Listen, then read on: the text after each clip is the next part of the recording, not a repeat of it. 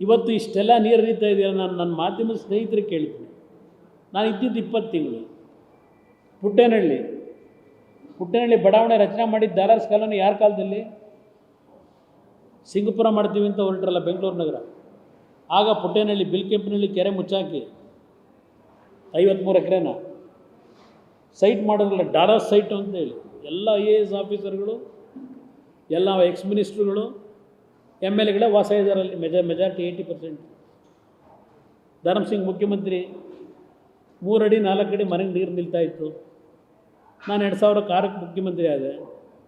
Spot inspection ಮಾಡಿ ಇವತ್ತು ಅಲ್ಲಿ ಏನು ಕೆಲಸ ಮಾಡಿದೆ, ಇವತ್ತಿನವರೆಗೂ ಆ ಭಾಗದಲ್ಲಿ 1 ಇಂಚು ನೀರು ನಿಲ್ಲಿಲ್ಲ. ಅಲ್ಲಿ ಕೆಲಸ ಮಾಡಿ ತೋರಿಸಿದ್ದೇನೆ. ದಿನ ಹೋಗ್ತಿರಲ್ಲಪ್ಪ ಪ್ರದರ್ಶನ ಮಾಡ್ಕೊಂಡು. ಏನು ಮಾಡಿದ್ದೀರಿ ಕಳೆದ 10 ವರ್ಷ 15 ವರ್ಷದಲ್ಲಿ? ನಾಡಿನ ಜನತೆಗೆ ನಾನು ಮನವಿ ಮಾಡ್ತೇನೆ. ಅಪರೂಪ ನನಗೇನೋ ಭಗವಂತನ ಅದು ಒಂದು ರೀತಿ ಲಾಟ್ರಿನಲ್ಲೇ ಬರೋದು. ನನಗೆ ಲಾಟ್ರಿ ಸಿಸ್ಟಮಲ್ಲೇ ನನಗೆ ಅಧಿಕಾರ ಬಂದಿರೋದು ಪ್ರತಿ ಟೈಮ್. ಆದರೆ ಆ ಲಾಟ್ರಿ ಸಿಸ್ಟಮ್ನಲ್ಲಿ ಬಂದಂಥ ಅಧಿಕಾರದಲ್ಲಿ 4 ಒಳ್ಳೆಯ ಕೆಲಸ ಮಾಡಬೇಕು ಅಂತ ನಾನು ಹೊಡ್ತೇನೆ. ಅರ್ಥ ಮಾಡ್ಕೊಳ್ಳಿ, ಸಹಕಾರ ಕೊಡಿ. ಗ್ಯಾರಂಟಿ ನ್ಯೂಸ್, ಸುದ್ದಿ ಖಚಿತ, ನ್ಯಾಯ ನಿಶ್ಚಿತ.